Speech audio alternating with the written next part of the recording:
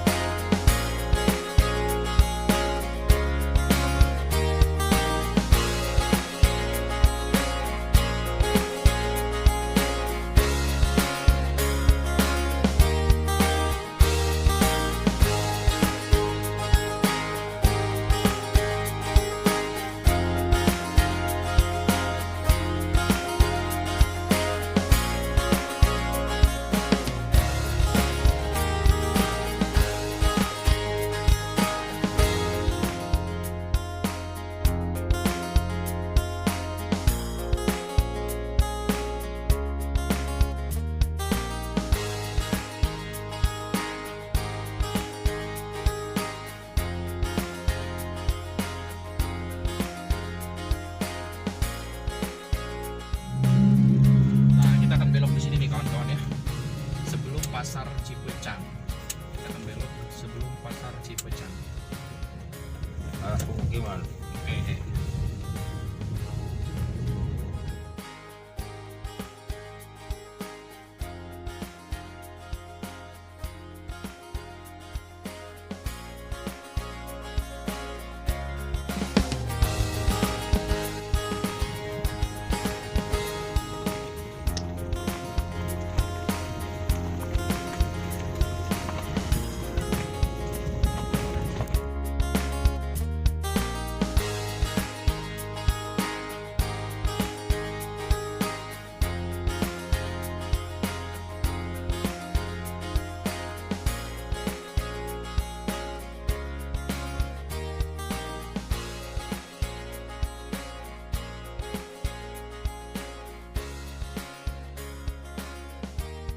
Cari naruh mobil dulu. Pasti ada tempat naruh mobil.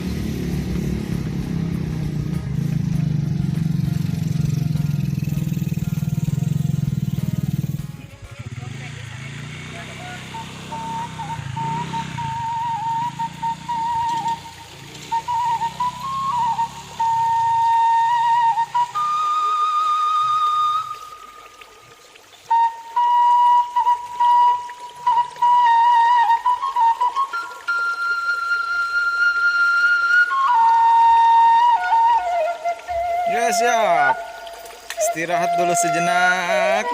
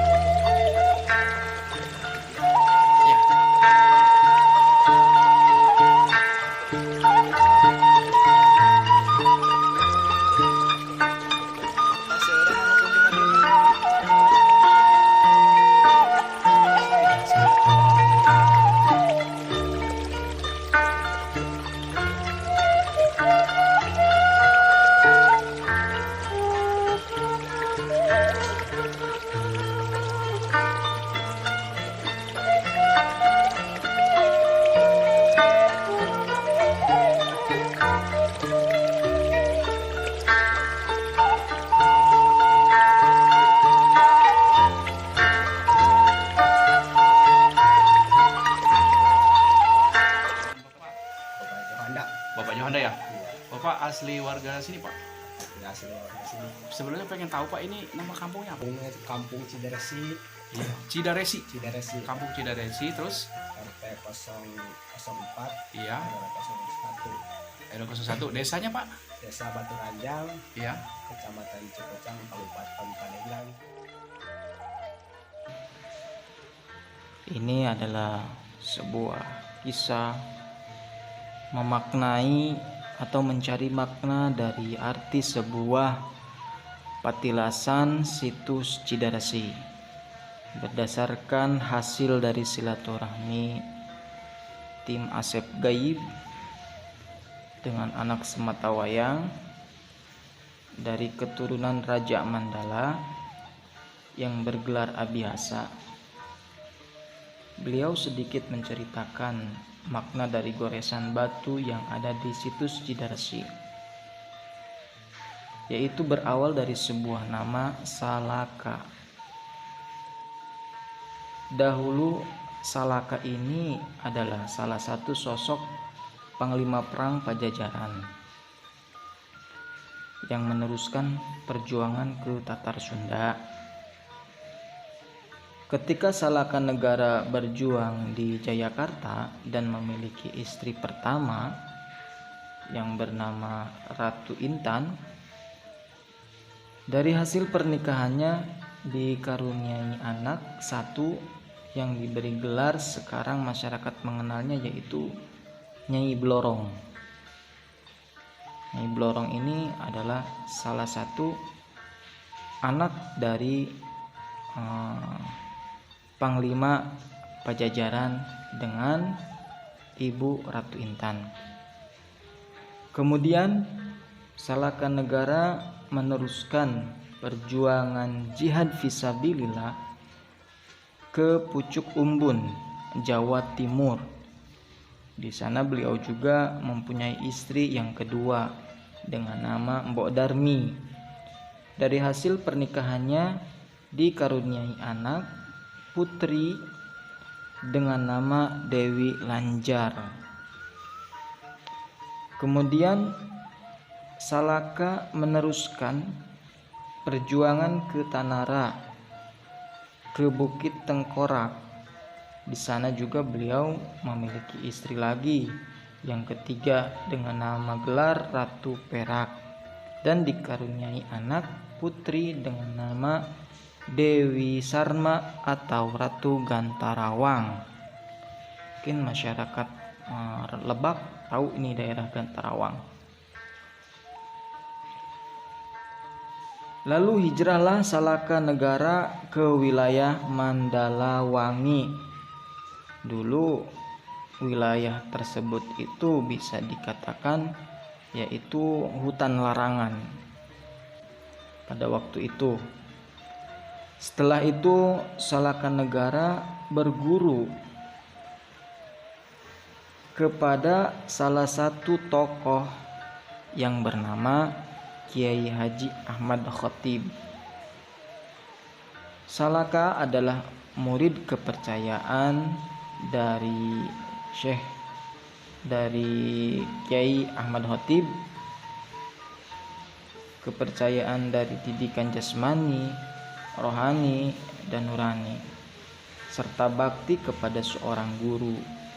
Maka Salaka diberikan kepercayaan oleh Kiai Ahmad Khatib untuk meneruskan tahta kerajaan Mandala atau tahta kerajaan Mandalawangi. Kemudian Salaka diberi gelar yaitu Raden Prabu Salaka Negara sebagai Raja Mandala. Setelah diangkat jadi murid Syekh Khatib dan menjadi raja di Mandala, kemudian dinikahkan dengan istri keempatnya dengan gelar Nyi Pandanwangi dan memiliki dua anak asuh yang kembar, yaitu Dewi Endah dan Dewi Mayangsari. Pada suatu waktu kerajaan Mandala terhimpit dengan musibah dan bencana sehingga Raden Prabu Salakanegara bersembunyi di kampung atau di wilayah, nama kampungnya itu Kebon Kacapi, yang sekarang dikenal dengan Kampung Baturanjang, Desa Baturanjang, Kecamatan Cipecang.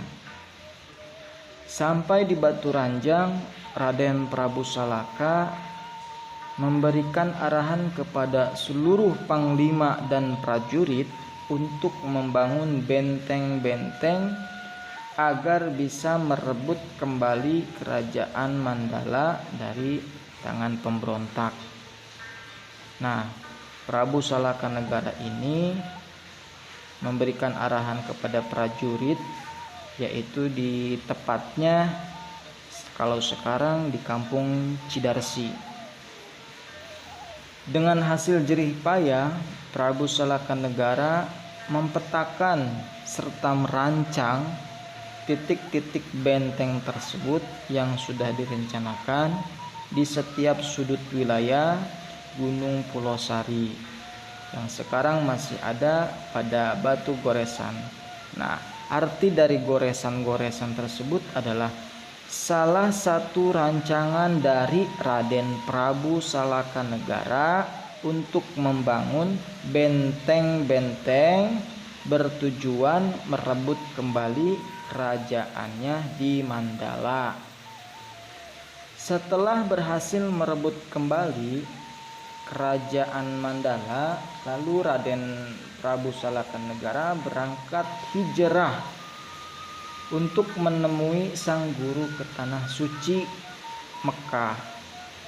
Setelah pulang dari sana, Prabu Salakanegara diberi gelar dengan nama Syekh Abdullah Cikande. Ada salah satu patilasannya di Cikande. Sepulang beliau dengan gelar Syekh Abdullah, meneruskan lagi jihad fisabilillah di tanah Banten melawan penjajah Jepang.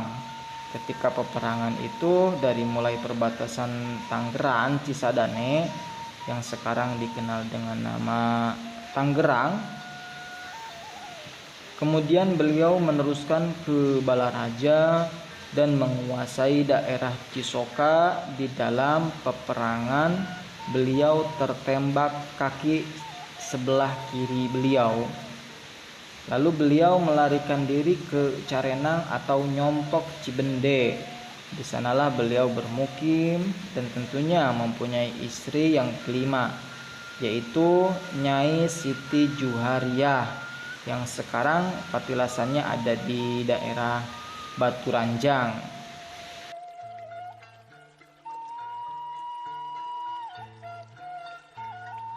Hasil pernikahan Raden Prabu Salakanegara dengan Ibu Siti Juhariah dikaruniai 7 putri yang dilahirkan di Kramat Sumurwiru, Carenang, Kampung Rangkas Monyet, yang selalu dikawal oleh seorang tokoh panglima perang Pajajaran, yaitu Tubagus Marugun. Karena keadaan zaman dahulu dilanda kekeringan yang berkepanjangan kurang lebih 9 tahun, tidak ada hujan sekalipun, maka pada waktu itu seorang tokoh yaitu Tubagus Marugun menyampaikan kepada Raden Prabu Salakanegara suatu ilafat atau ilham, yaitu barang siapa yang menginginkan turunnya hujan dengan persyaratan harus ditukar dengan seorang putri, entah itu putri dari golongan rakyat ataupun dari golongan ningrat. Setelah hasil musyawarah dan rundingan para tokoh serta rakyat, tak satu pun ada yang mau menjadi ganti untuk turunnya hujan. Tetapi di pertengahan musyawarah, maka ketujuh putri dari Raden Prabu Salakanegara menyanggupi untuk menjadi ganti dari turunnya hujan. Di tengah alun-alun lapangan diadakannya sayembara tersebut, yaitu dengan bakaran api unggun. Lalu ketujuh putri Raden Prabu Salaka Negara satu persatu meloncat ke api unggun tersebut. Setelah selesai, ketujuh putri Prabu masuk ke dalam api unggun, maka seketika turunlah hujan yang sangat deras. Akhirnya daerah tersebut bisa merasakan derasnya air hujan. Nah, kini ketujuh putri tersebut dari Ibu Siti Johariah mendapatkan gelar, yaitu Putri Tujuh Bidadari. Raden Prabu Salaka Negara kemudian membawa Ibu Siti Johariah hijrah ke Gunung Gundul Cilegon dengan tujuan membawa ke Kerajaan Mandala di wilayah Gunung Pulosari. Sampai sekarang masih ada patilasan di Batu Ranjang, tetapi masyarakat setempat memanggilnya makam keramat Nyai Siti Badariah. Padahal itu patilasan Ibu Siti Johariah. Itulah penjelasan langsung dari keturunan anak kesayangannya Ibu Siti Badariah. Inilah penjelasan prasejarah yang ada di daerah Pandeglang, Banten, yang tertulis di batu nisan atau batu goresan, atau masyarakat setempat mengenalnya dengan situs Cidaresi di Kampung Cidaresi, Desa Batu Ranjang, Kecamatan Cipecang, Kabupaten Pandeglang, Banten. Dan sekarang peta yang ada di dalam tulisan batu tersebut sudah menjadi kota dan menjadi benteng besar di wilayah kota Pandeglang, Cipecang, Cipacung, Batu Bantar, dan wilayah sekitarnya. Asal muasal dari peta yang sudah ada di batu goresan tersebut. Semoga informasi ini bermanfaat, khususnya bagi keturunan Raden Prabu Salaka Negara dan masyarakat Pandeglang. Macan putihnya banyak. Kilo 3. Macan putih nanti lo. Ini energinya sangat kuat ya Pak ya. Bismillahirrahmanirrahim. Nah, ini ya.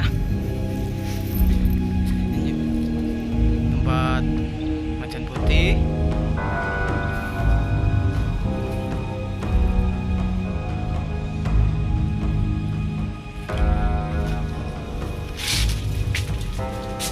Bapak nyali rawe di dia. Nyali rawe. Yuk pohon tangkil.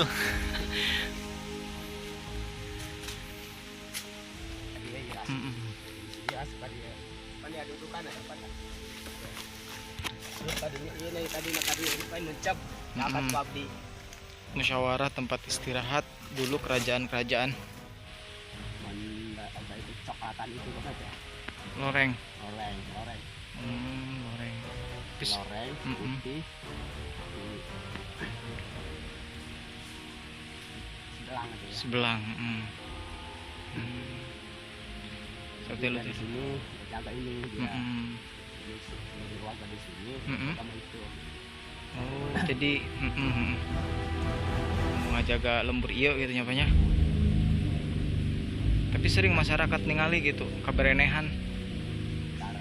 Jarangnya. Kalau ada ya mungkin anak cucunya lagi sekitar pasti ada. Oh, masihan ilafat atau kumaha madanya. Setiap mati lampu aja udah pasti keluar. Setiap mati lampu. Iya.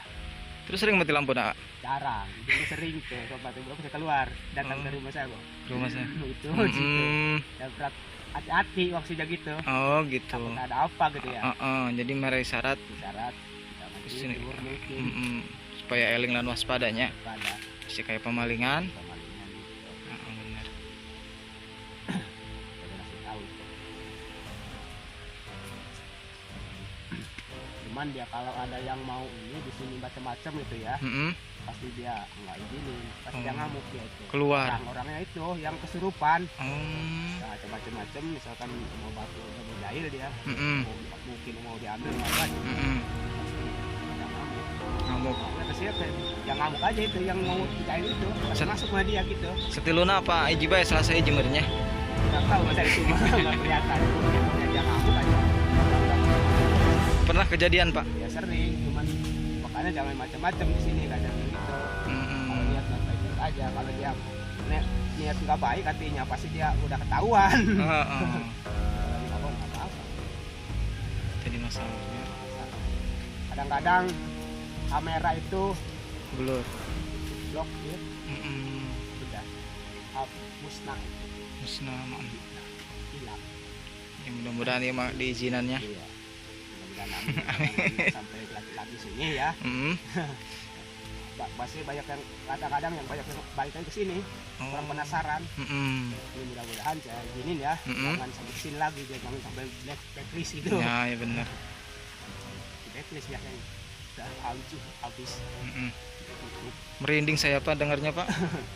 Beda ya suasana lagi. Beda. Dikenal oleh masyarakat dengan nama batu apa Pak? Punten. Batu tumbung. Iya coba. Iya. Batu apa? Batu tumbung. Ya itu dari Pajohana yang menjadi seperti itu. Dan masyarakat di sini sih cuman orang balai pelestarian itu mungkin kurang sopan gitu dengan batu bergores si. Oh, seperti itu. Ya. Nah kemudian yang pertama menyebut seperti itu dari mana Pak? Itu awalnya itu batu tum itu waktu yang itu waktu Padarka itu. Oh Dari Bandung yang dititipin sama kakek saya gitu ya. ya. Jadi akhirnya masyarakat di sini semua yang Iya, menyebutnya membutuhkan batu tumbung. batu tumbung. Ya. Mohon Karena maaf ya. kurang tidak sopan ya. kawan-kawan. sopan kali bahasanya Pak ya. Iya. Diganti dengan batu cedersi. Batu bergores. Batu bergores cedersi.